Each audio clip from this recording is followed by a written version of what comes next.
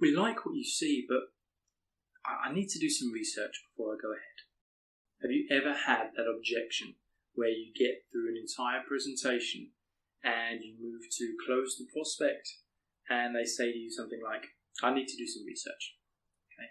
This can be a really frustrating objection for salespeople because we simply don't know how to respond to it. It's not something that we have a off-the-shelf rebuttal for necessarily, and it's kind of the customer saying that I'm going to take the sales process from here, I'm going to take it off you and think about it. Now, we want to avoid that at all costs. We always want to remain in control of the sales process as much as we can.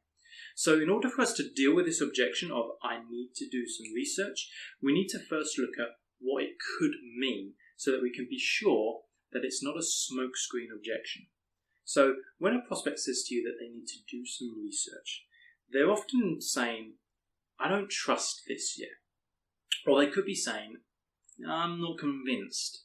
Or they might be saying, I'm concerned this won't work for me.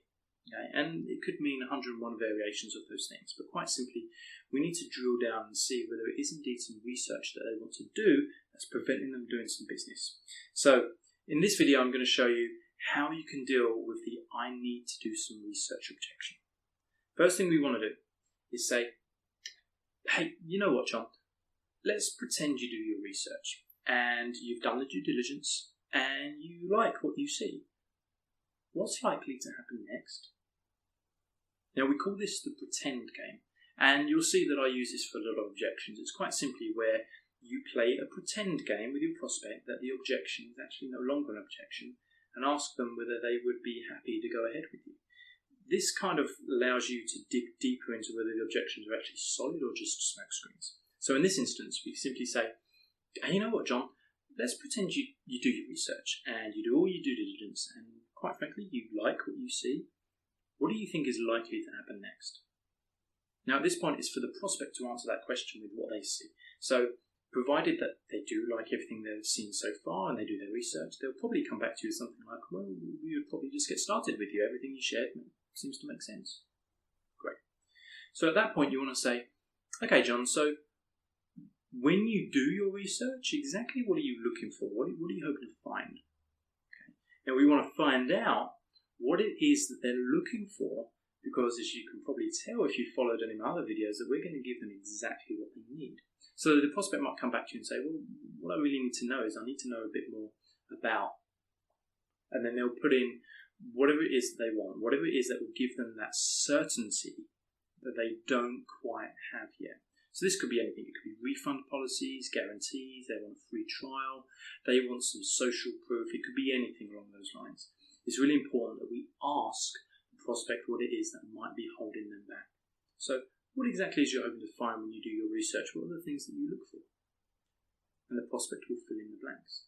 And this can lead to a discussion, not just around the research they're looking for, but also a discussion into how you can help them obtain that research. So let's say, for example, you say, okay, so John, let's pretend I could give you the testimonials, the 2 or 3 testimonials you're looking for, our refund policy.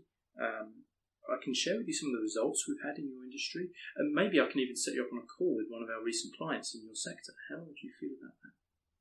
Okay. So we're giving them everything that they're asking for, rather than them go away and try and source it themselves. Does that make sense? Now, this is a really soft, eloquent way of doing it. Okay, what we call the new model of selling.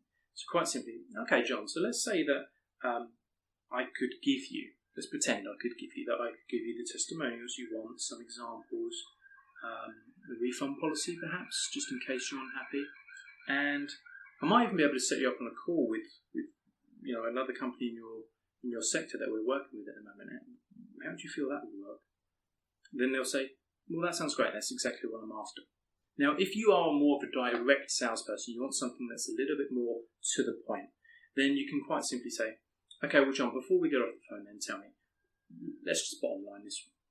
What would it take for you and I to do business today? Okay, what would you need from me in order to move forward? Now, it's a little bit more direct, but quite simply, you're asking the prospect just to cut to the chase and say, what is it you need from me? I'm going to get you all the research you need by today while you need it before you get snowed under. Tell me exactly what it is what you're looking for, and I'll make sure I have it over to you by this afternoon, and we can set up a call to see how that sits with you. Okay? So that is a couple of ways to deal with the I need to do some research objections.